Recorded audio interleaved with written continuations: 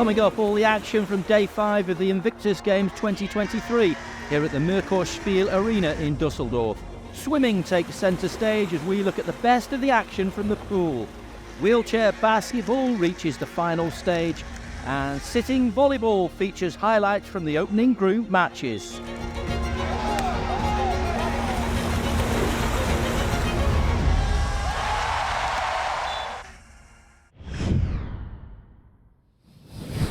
Swimming at the Invictus Games is a one-day competition, starting with heats in the morning and moving into finals in the evening.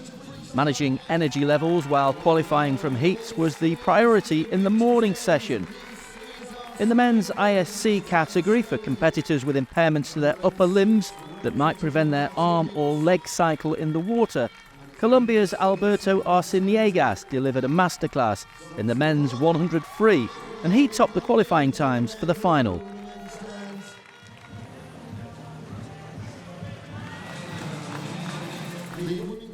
The women's ISE category is for competitors with psychological injuries or minor functional impairments that do not qualify them for a physical impairment category.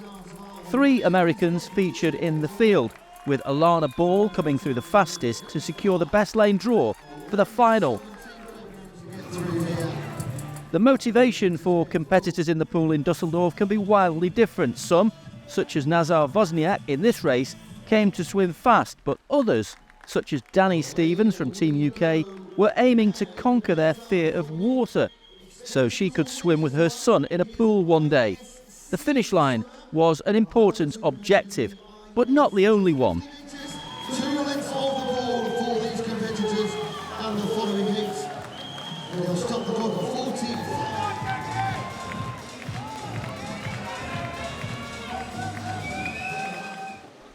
In the women's backstroke, the USA's Alana Ball was again in action, and once again she qualified for the final as the fastest in the field.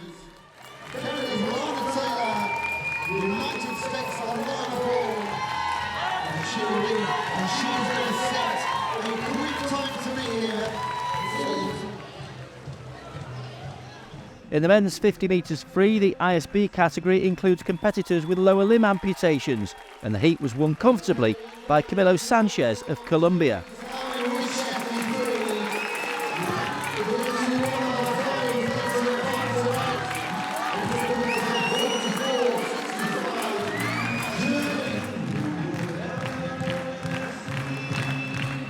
In a competitive women's 50 metres free ISE category, there was no chance of anyone easing up, and it was a close contest throughout the first length. After the turn though, Team UK's Rebecca York pulled ahead and then had to dig really deep to stay clear. After the turn though, Team UK's Rebecca York pulled ahead and then had to dig deep to stay ahead.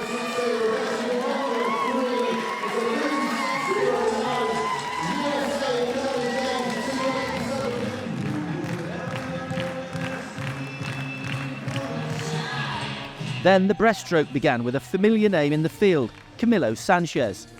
The Colombian was once again the one to watch.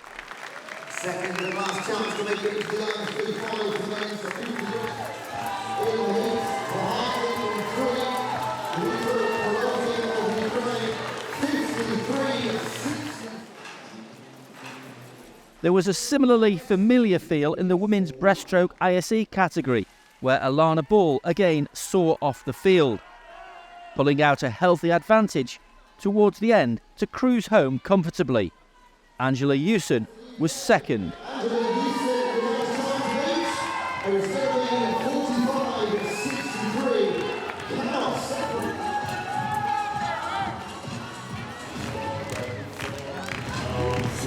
Then it was the turn of the mixed relays. It was close between the USA and Denmark in the first leg, but after the first changeover, the USA couldn't be challenged, finishing off with a rapid final leg to qualify ahead of the UK and Belgium.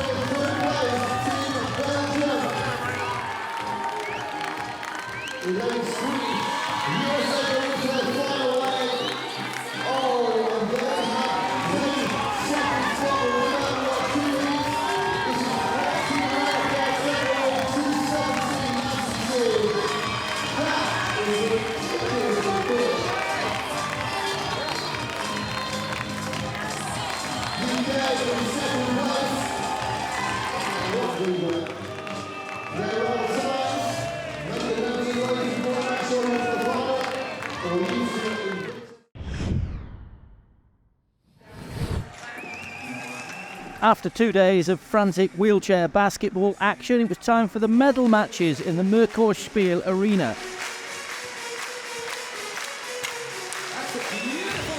First, Team Unconquered and Team UK competing for the bronze medal. The countries had met in the group stages when Team Unconquered ran out 14-4 winners. Team UK in the red edged the first period, going ahead 11-8 with this basket from Gary Callier.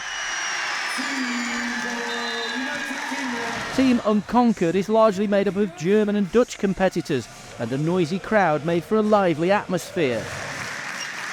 The second period began with a brilliant basket from Chris Quater, one of Team Unconquered's sharpest shooters at this tournament. But Team UK were playing some great basketball of their own, with Royal Electrical Mechanical Engineer veteran Matt Trigg scoring the last basket of the match to seal victory and the bronze medal for Team UK.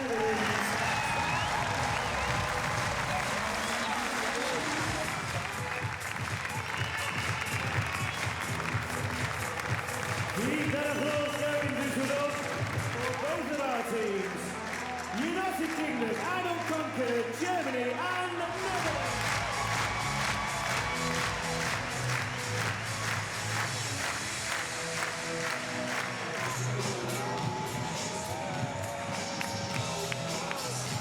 Then it was time for the gold medal contest, and adding to the excitement of the match between the USA and France was the arrival of VIP guests in Harry and Meghan.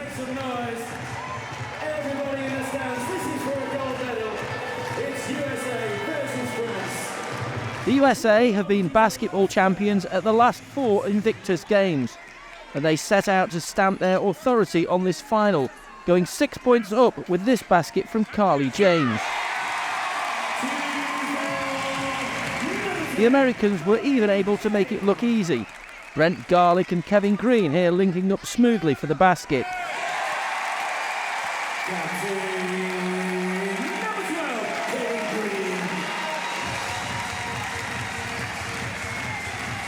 France were trailing 16 points to 0 when they scored their first points, a moment celebrated by everyone in the stands.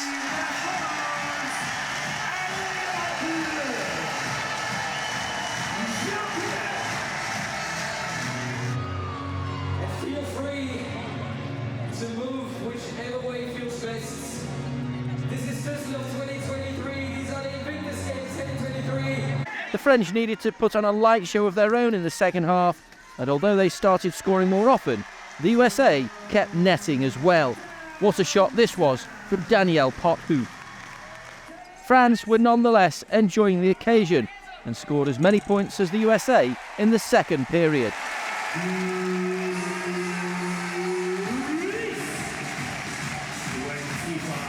But when the hooter went, the final score read the USA 29, France 15. The USA had defended their title to win a 5th consecutive Invictus Games wheelchair basketball crown. The presentation saw Team UK join France and the USA to receive their medals, with Harry and Meghan given the chance to personally congratulate the victors.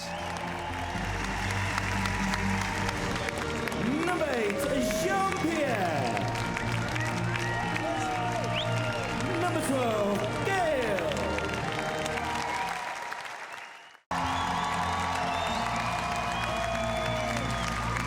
United States of America, represented by number 3, Kayla Saska.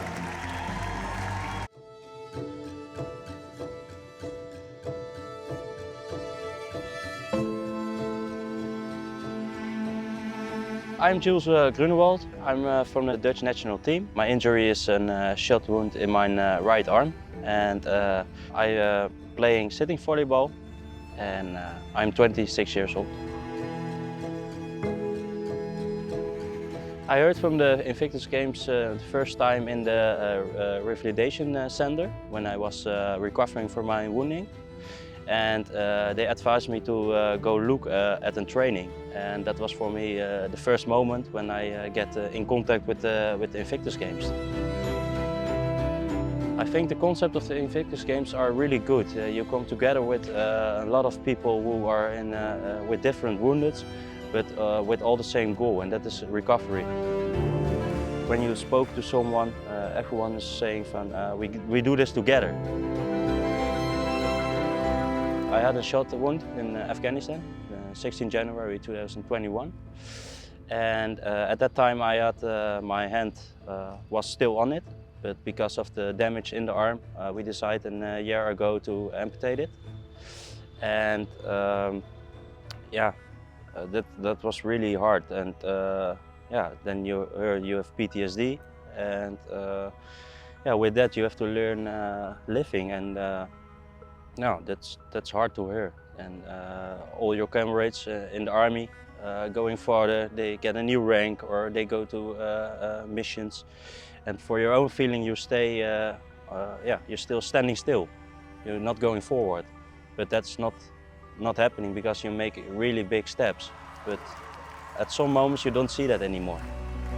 At that moment, it's like everything is standing still,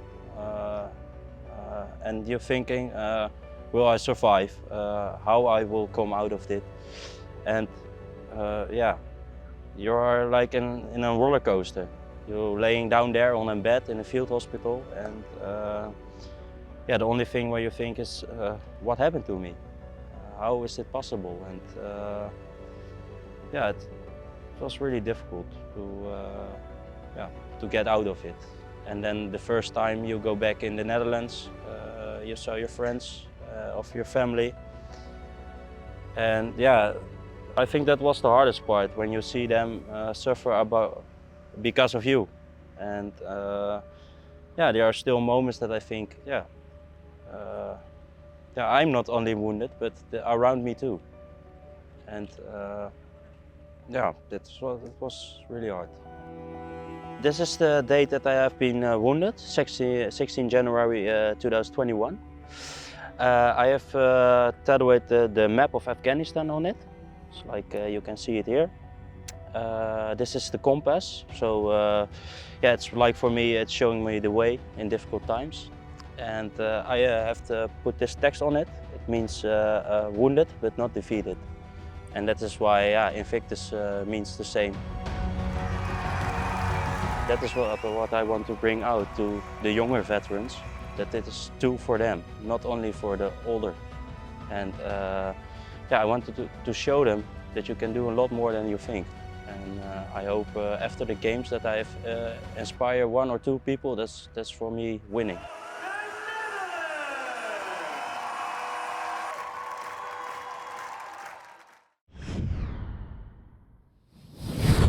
A historic moment at the Invictus Games as Nigeria make their debut in sitting volleyball. The courts at the splendid Merkelspiel Arena, the perfect setting for the opening match in this eagerly anticipated tournament.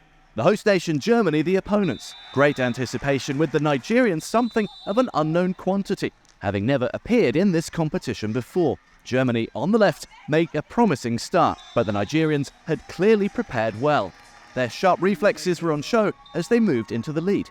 Sitting volleyball requires great strength, concentration, and above all, ability. It's a fun sport to watch, and Nigeria are a force to be reckoned with as they took this first set by 21 points to 12. The German fans didn't seem too upset by the scoreline. Nigeria went on to seal victory, a wayward serve giving them a 21-15 win in the second set. No wonder the Nigerians were in party mood after such a confident start to their Dusseldorf campaign.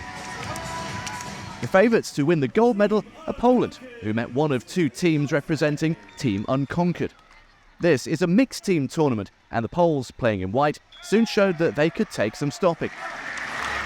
It was a tough baptism for Team Unconquered, who couldn't find any rhythm in the opening set, Poland taking it by 21 points to 3.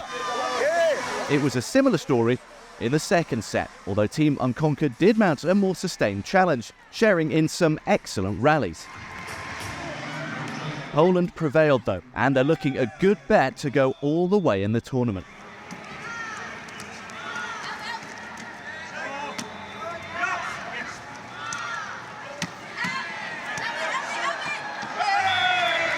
(21-3) and 21-8, the final score in a game which didn't last long.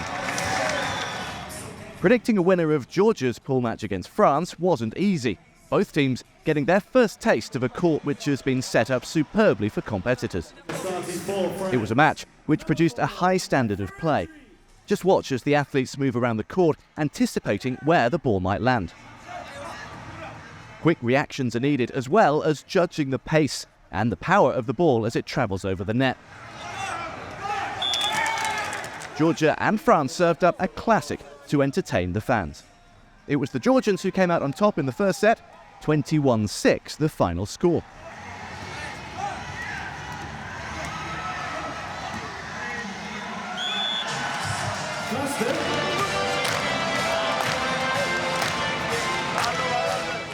Once they were in control, the French found it hard to find a way back. Georgia also took the next set, only conceding 8 points in the process.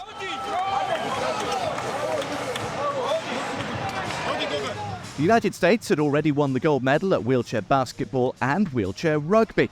What could their sitting volleyball team do against the Netherlands? The Dutch, easy to pick out in their traditional orange.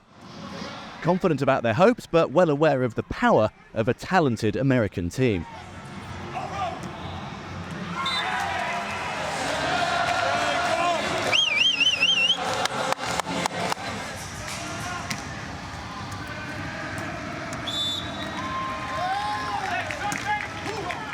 The USA lived up to expectations, and despite boisterous support for the Netherlands, they lost the first set by 21 points to 7. The result didn't matter to the noisy Dutch contingent, though, determined to enjoy the occasion.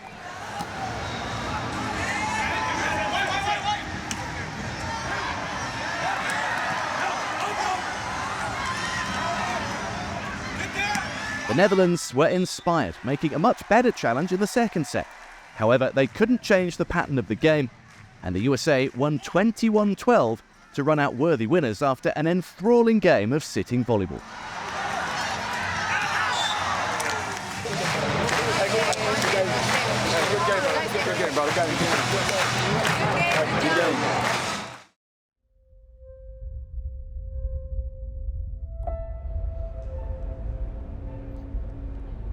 My name is Matt Tindall. I'm representing Team Canada at this year's Invictus Games. I'm going to be competing in swimming, sitting volleyball, and rowing. My injury, I'm a left above knee amputee. I heard about the Invictus Games a few years back from a couple of co-workers who were able to compete in it in previous years. After my surgery and whatnot, I saw the application come out to apply for this year. I discussed it with my wife for a couple minutes, and she said it wasn't even a question, I have to apply to do this. Almost 2 years now. I had a sore leg. It lasted for a couple of weeks, and then my wife made me go in to see the doctor, and why is my leg still sore? And they discovered a tumor going through my femur. It took about 3 or 4 months trying to find a diagnosis of what it was, and the damage ended up being to the point that I'm either going to get an amputation or I'm probably going to pass away in the next couple of years or a couple of months. So it was a pretty straightforward decision. Either I die sooner or we take my leg and I can carry on. So I opted for an amputation.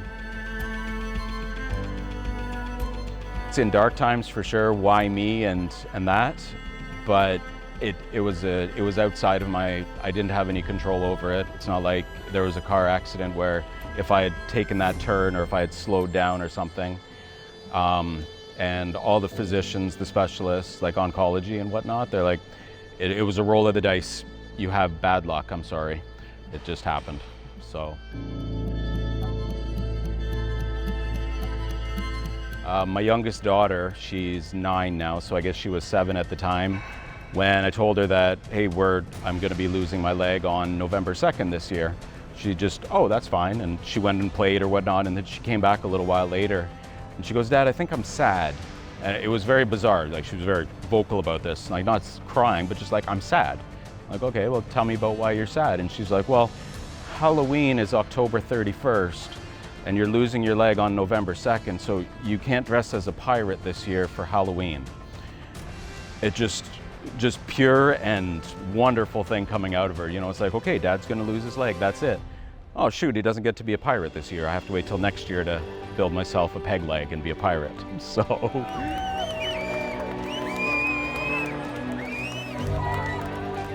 Sure, there's an injury.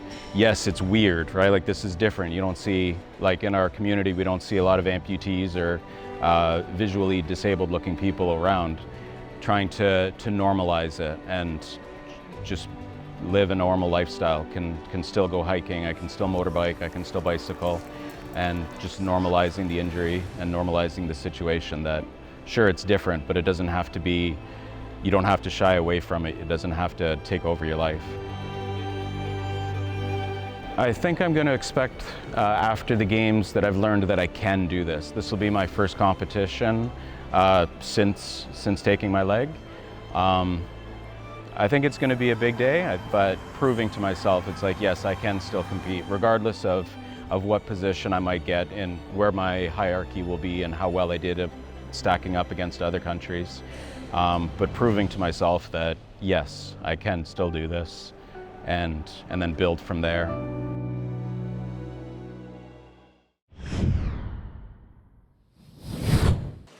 To the swimming pool, where it was finals time. In the 100 metres freestyle ISB category, there was no form guide, as no heats had taken place. So Germany's Armin Wittchak in lane 7 might have been as surprised as anyone to find himself the runaway leader after 4 lengths. The German taking gold ahead of Scott Caroon of the United States of America. In the women's ISE 100 metres free, there was form, with Erin Brigden of Australia having qualified as the fastest. Brigden went in lane 4 and proved her pace from early on, sustaining it through to the last stroke.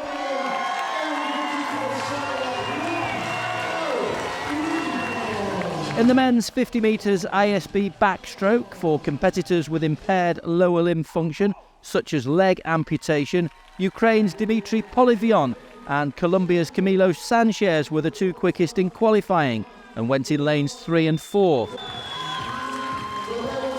And it was Sanchez who came through for the gold, one of 3 gold medals he won in the pool, to go with 3 gold medals from the track. In the men's 50 metres free ISC final, it was the turn of Nazar Vozniuk of Ukraine to dazzle, stopping the clock at just over 30 seconds for 2 lengths of exemplary freestyle swimming.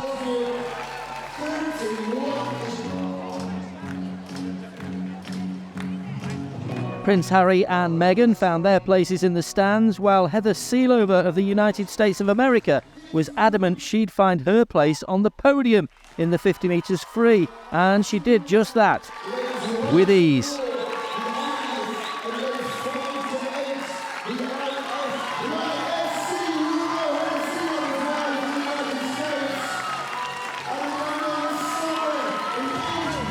In the men's 50 metres breaststroke ISD category, Richard Davis of Team UK had the pick of the lanes after qualifying, and he put that to good use, emerging as the clear leader towards the end of the first length to take gold for Team UK.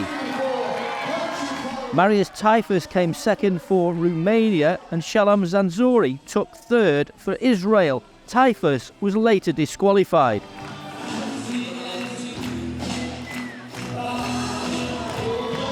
Then it was the mixed 4x50 metres relays, in which Australia were the favourites. Competition would come from the USA and from Ukraine.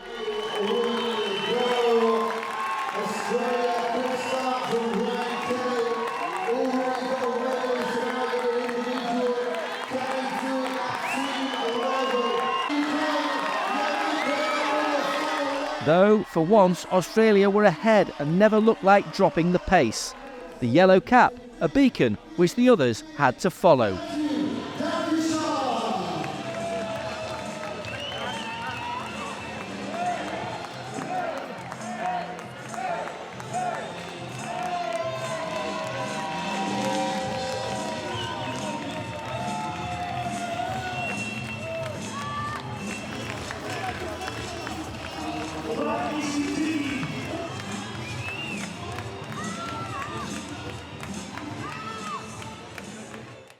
Before we go, one member of Team UK threw herself in at the deep end in more ways than one. I'm Danny, this is my fiancé John and our little boy Henry. Swimming is a sport that I am terrified of. I had an accident in the water and before I had my little boy, never really bothered me, I never even wanted to get over it, but since having Henry, I'm just desperate to take him in the pool and go swimming as a family. So today was really special because I got in the pool, I swam in front of my little boy for the first time.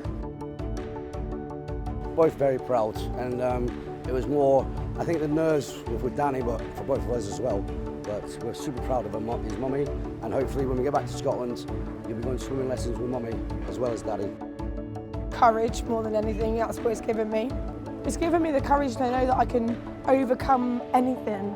Like this was the biggest fear for me, and you know, it's given me the opportunity to overcome that and teach my little boy that if you're scared of something, you can overcome it. There's nothing in this world that you can't face head on and overcome. High five, mummy. Yeah. Yay. Kisses.